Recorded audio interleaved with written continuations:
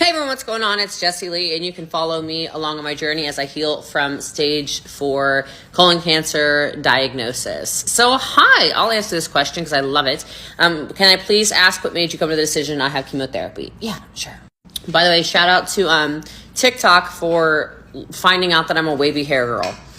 How I didn't know this, I don't know. It's kind of embarrassing. Anyway, so sure, this was actually not an easy decision to come to, and well,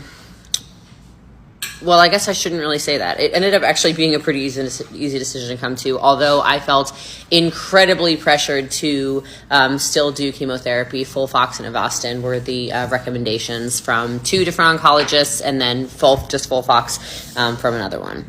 So I was diagnosed as stage 4 when my pathology came back from surgery, and and this was March 2023. So I was diagnosed with colon cancer February 17, 2023, diagnosed as stage 4 because it had metastasized here, and in my stomach, which is far from the colon, in March after pathology came back from surgery. And I made a decision because every oncologist that I spoke to was talking to me about quality of life and was talking to me about how there's absolutely no cure for this. So 34 years old, told there's no cure, was actually told by a doctor at MD Anderson, who I've never said his name publicly, but I really feel like I want to. He death sentenced me. He told me that I was going to be dead in 6 to 8 months if I do nothing, which means I definitely would. So I would be dead probably by October. And my prognosis was definitely that I would not see Christmas. Then I went to another doctor as well who said essentially the same thing. There's no cure, there's no cure, there's no cure, there's no cure. Was also told that if I were to take FOLFOX and Avastin, it would be my best chance of living for 2.5 years. I was also then told there would be no quality of life. I could not travel. I could not do the things I wanted to. I'd be very weak, very tired.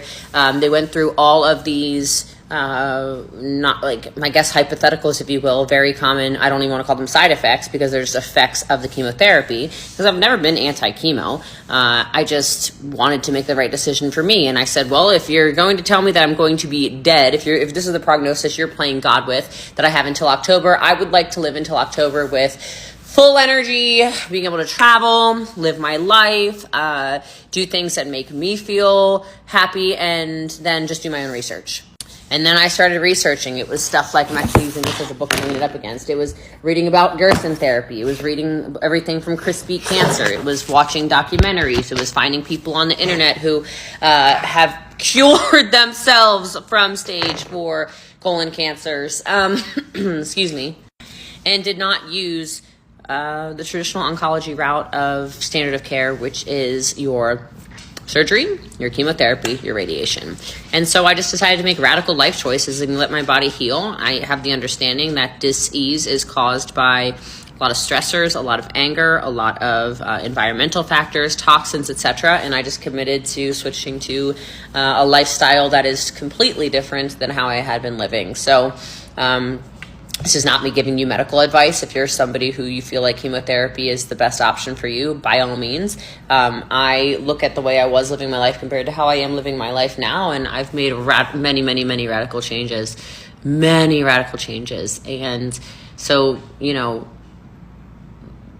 I don't want to die either way, obviously. However, what's really important to me is that I have a life that not only am I proud of, but a life that reflects who I am as a person. And I did not want to be with no hair, miserable, weak, turning into a skeleton in a hospital and just die. And the only dead body that I've seen, well, that's not true. I've seen 2 dead bodies, I guess. But the only dead body I ever saw that died from cancer was my aunt. And she fought breast cancer. And she was almost 60 years old when she passed away. And she was an actual skeleton. Like, when I kissed her goodbye and she went into the back of the ambulance, I literally...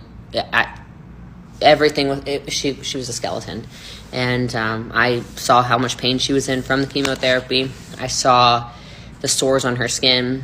I saw all of that. And if I were to go out, which I still do not believe this disease will kill me, okay? I would like it to be on my terms. So when people have screamed at me in comments and yelled at me and said horrible things about me, and I delete probably no less than 25, 30 comments a day that are hateful on my social media still to this day, I just wish more people understood, A, it's my life. I'm not hurting anybody. I'm clearly getting healthier, I think. And, maybe people need to question a little bit all the things that they have known to be true, So I don't really know. I'm just rambling now. So I'll let you guys go, but that's the answer to that question. Wasn't really a hard decision for me. I'm choosing life, and I'm choosing vibrancy, and I'm choosing nutrition. So see you all on the other side. Hey, it's Jessie Lee. Nothing's really happening, but I figured I should definitely document this. Didn't feel like it was an Instagram story. And I feel like I have to update TikTok. My vision's so blurry from crying. I feel like I update TikTok more than anything on this colon cancer stuff. So I don't have a will, but I have a lot of stuff, a lot of assets. I'm very blessed to have a lot of businesses and a lot of wealth. And the only reason I'm crying is because I'm filling out my questionnaire for my will. And I'm listing beneficiaries and stuff, and I really don't feel like I'm dying, right? I'm not dying. Yet here I have to fill this out, and I wish I had filled it out years ago. Before any of this happened, because then maybe it would have been a little less this. Anyway, if you have kids, you should have a will. If you have successful businesses, you should have a will. And if you have any kind of disease that could kill you, you should definitely have a will. This shit's not killing me, though. Okay. My hotel's beautiful, by the way. The whole thing is surrounded by the ocean. So, I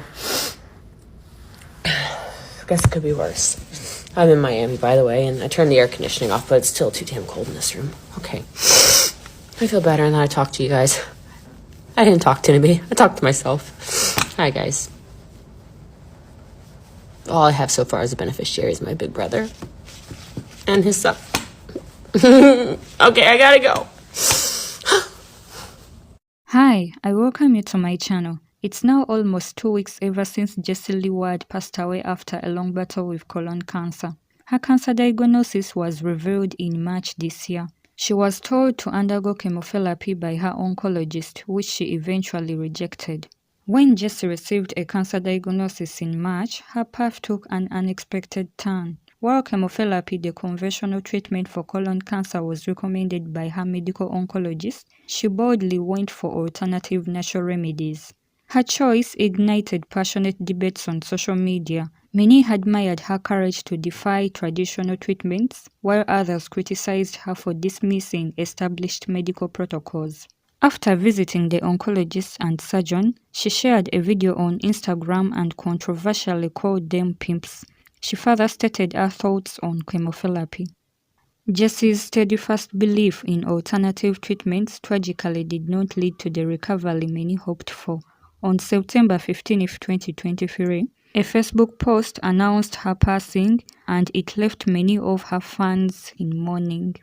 Before her passing, a post was shared on her Facebook page inviting her followers to a virtual prayer circle for recovery. And her final TikTok video was shared earlier this month where she said she was going through a lot of pain.